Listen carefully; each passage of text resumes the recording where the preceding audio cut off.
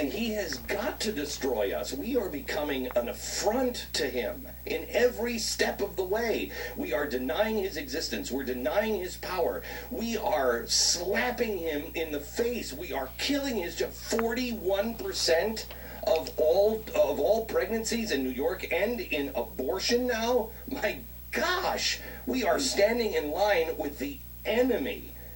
We are aiding and abetting Saudi Arabia and these crazy Muslim Brotherhood people who are enslaving the world. When they get their hands on the Middle East, they are enslaving the world.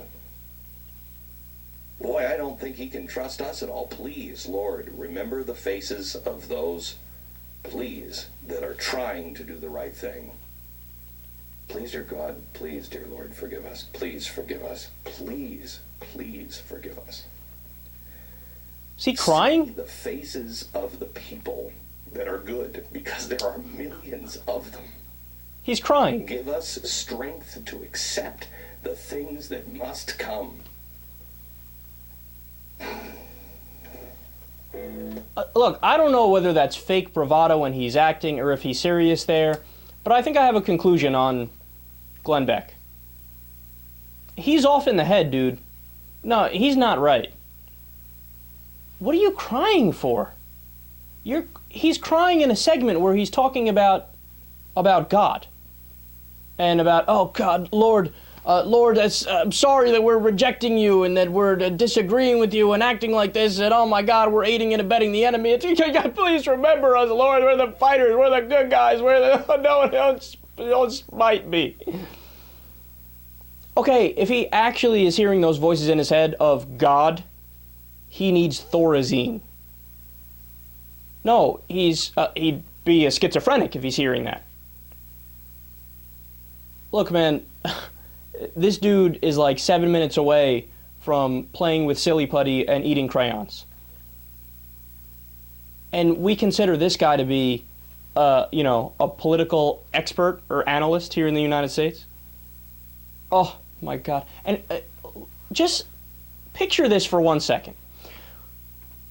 Some people listen to Glenn Beck, and they think, oh yeah, he's making substantive political points. Substantive. And oh yeah, he's right about this. And this is the guy that has the goal to talk about, the facts of any given case, whether it be economic numbers or talking about the Boston bombing. And he pretends to be objective. Okay, if you're going to pretend to be objective, you can't then, in a segment you do, also start crying while you talk about how you want God to hear you. Because I got news for you. Nobody knows if a God exists. Right? You can't talk about something dry, factual, and data-ridden, and then go to, God, don't spare me. And of course, he made up statistics there. Yeah, 41% of pregnancies in New York end in abortion. Yeah, I'm sure. He either pulled that from the School of Rectum-Derived Statistics, or he got that from, the American Family Association, which does these goofy numbers where they pull it from, where they're like, did you know 110% of gay people worship Hitler? Did you know, in fact, Hitler was gay and all of his followers were gay? It's called the pink swastika. Look into it. Do your research. I love when they say that. Do your research. Anybody who ever says do your research, they've never done their research. That's a goddamn guarantee. And look, when he goes to the Muslim Brotherhood and Saudi Arabia, okay, it just shows a tremendous ignorance of world politics. Because you guys know I'm as anti-religious as they come. You won't find anybody in the world who believes religion less than me. But here's the thing. The Muslim Brotherhood, say what you want about it. While in some countries it's radical, there are other countries where there are Muslim political parties that are just part of the process, right? Turkey is a relatively westernized country. Now, I don't agree with the Muslim political party. I wouldn't vote for them if I lived in Turkey. But they come into power and out of power, just like any other party would do when they lose an election. It's not like all Muslims are out of their fucking mind, Glenn. And it's not like all Muslims are in the Muslim Brotherhood. And it's not like the Muslim Brotherhood is part of this tremendous plot to bring down the government. And Saudi Arabia, why?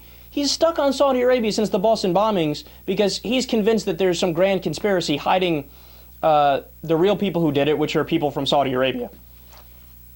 Well, Glenn, number one, that's not who did it. It was the Chechen boys, the Chechen separatists. And number two, even if it was somebody from Saudi Arabia, why would they hide that? We already know that 15 of the 19 hijackers on 9/11 were from Saudi Arabia, and they didn't try to hide that.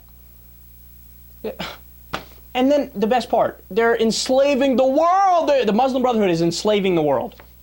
Oh, really, Glenn? Is that so? How are they enslaving the United States, where 1% of the population is Muslim, and a lower percentage than that would consider themselves part of this Muslim Brotherhood? How are they enslaving the plethora of political parties across Europe, or in Australia, or in Japan, where there's not even a Muslim political party?